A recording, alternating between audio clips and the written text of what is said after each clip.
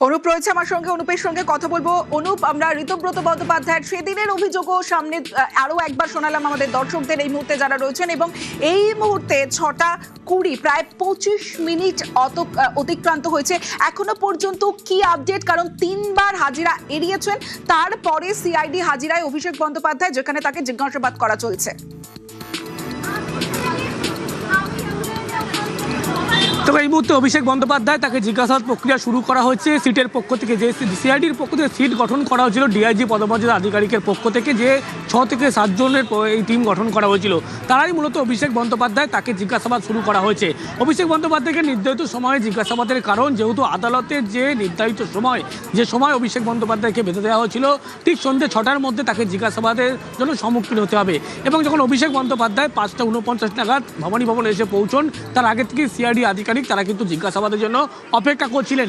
DIG পদমর্যাদা যিনি আধিকারিক, তার নেতৃত্বে সিট গঠন হয়েছে, তারা প্রত্যেকে এই জিজ্ঞাসাবাদে তারা কিন্তু রয়েছেন বলে এমনটা জানতে পারা যাচ্ছে।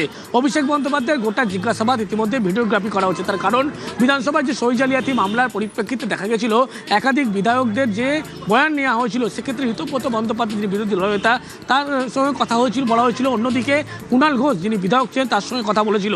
প্রত্যেকের বয়ান অনুসারেই কিন্তু আজকে অভিষেক বন্দ্যোপাধ্যায়কে জিজ্ঞাসাবাদ করা হবে। তার কারণ, অভিষেক বন্দ্যোপাধ্যায় দলের সাধারণ সম্পাদক ছিলেন, সেক্ষেত্রে তার কি ভূমিকা, তার কি নির্দেশ, প্রত্যেকটি বিষয় কিন্তু কি ছিল, এই বিষয়গুলো স্পষ্ট হওয়ার জন্য অভিষেক বন্দ্যোপাধ্যায়কে যখন বারবার তলব করা হয়েছিল, প্রথমবার তিনি অসুস্থতা বলেন, পরবর্তী ক্ষেত্রে দলীয় কাজে দিল্লি, এবং তার পরবর্তী ক্ষেত্রে জানায় যে শুধুমাত্র তিনি দিল্লিতে যে বৈঠকে রাহুল গান্ধীর সঙ্গে তিনি বৈঠকে উপস্থিত থাকবেন, এবং সেই কারণেই অভিষেক বন্দ্যোপাধ্যায়কে দেখা যায় আদালতের যে নির্ধারিত সময় বেঁধে দেওয়া হয় পরবর্তী ক্ষেত্রে, এবং দিল্লি থেকে তিনি কলকাতায় আসেন 4:15 বিমানে, এবং সেখান থেকে সরাসরি কালীঘাটের বাড়ি থেকে 5:43 নাগাদ তিনি রওনা দেন ভবানীর উদ্দেশ্যে, এবং ভবানী ভবনে ঠিক 5:49 নাগাদ অভিষেক বন্দ্যোপাধ্যায় এসে পৌঁছয়।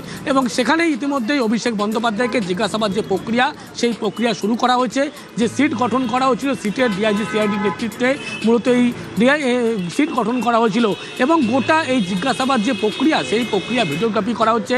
অন্যদিকে যে সমস্ত দলের যে বিধায়কদের যে বয়ান নেওয়া হয়েছিল, সেই বয়ান অনুসারে অভিষেক বন্দ্যোপাধ্যায়কে এই জিজ্ঞাসাবাদ শুরু করা হচ্ছে, এবং সন্ধ্যা 6টায় এই জিজ্ঞাসাবাদ করা হচ্ছে। তার কারণ, কোর্টের যে নির্দেশ, যে ডেডলাইন ধরে দেওয়া হয়েছিল, সেই নিয়ম মেনেই কিন্তু আজকে অভিষেক বন্দ্যোপাধ্যায়কে জিজ্ঞাসাবাদ করা হচ্ছে। বেশ, সেই জিজ্ঞাসাবাদ করা হচ্ছে, এবং যে সিট গঠন করা হয়েছে সিআইডির, সেই সিটের যারা সদস্যরা রয়েছেন তারা অভিষেক বন্দ্যোপাধ্যায়কে জিজ্ঞাসাবাদ করছেন। হাইকোর্টের ডেডলাইন, এবং সেই ডেডলাইনে 3বার তিনি হাজিরা এড়িয়েছেন অভিষেক বন্দ্যোপাধ্যায়। প্রথমে অসুস্থতার কারণ দেখিয়ে, তারপরে দলীয় কাজে দিল্লি, এবং সে কারণে তিনি হাজিরা দিতে পারেননি বলে জানিয়েছিলেন। কিন্তু হাইকোর্টের নির্দেশ, এবং হাইকোর্টের নির্দেশের ডেডলাইনে সিআইডিতে অভিষেক বন্দ্যোপাধ্যায়, সেখানে জিজ্ঞাসাবাদ করা হচ্ছে অভিষেক বন্দ্যোপাধ্যায়কে বিধানসভায় সই জাল তদন্তে। এই খবরের দিকেই আমাদের নজর থাকবে। এখন সময় একটা ছোট্ট বিরতি।